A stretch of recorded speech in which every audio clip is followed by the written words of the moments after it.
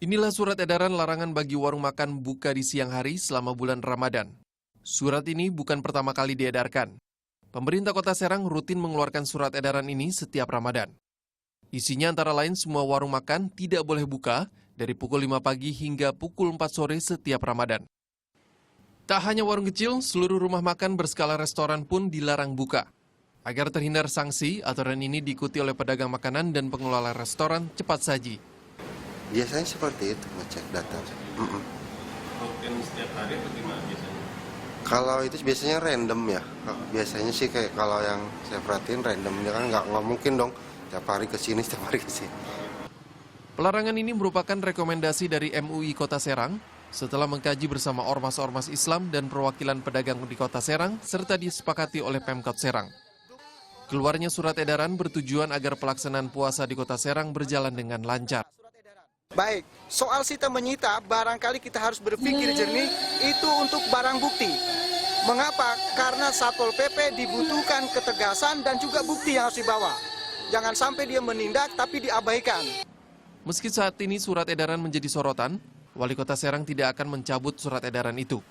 Namun Wali Kota tidak sependapat dengan aksi Satpol PP Kota Serang yang menyita makanan milik pedagang. Ketika untuk menutup warungnya di siang hari itu betul, tetapi ada sedikit prosedur tentunya ya yang dilakukan mungkin oleh Pol PP, yaitu pengangkutan barang-barang dagangan yang ada sehingga diangkut. Seharusnya itu tidak dilakukan seperti itulah, hanya ditutup warungnya sudah. Sementara, pemerintah pusat melalui Kementerian Dalam Negeri akan mengevaluasi sekitar 3.000 peraturan daerah yang diskriminatif dan bertentangan dengan Pancasila, termasuk Perda Nomor 2 Tahun 2010 yang jadi dasar pelaksanaan surat edaran dan razia di Kota Serang. Cuma untuk kasus review Serang ini, kita review dulu lah.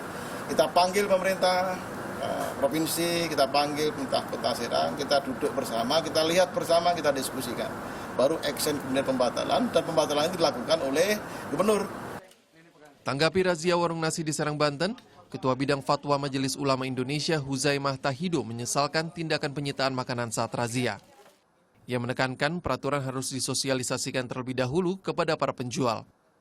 Mungkin dari penafsiran aja juga, tidak sampai harus menyita barang-barang orang, tetapi Satpolnya ini juga perlu diberikan peringatan.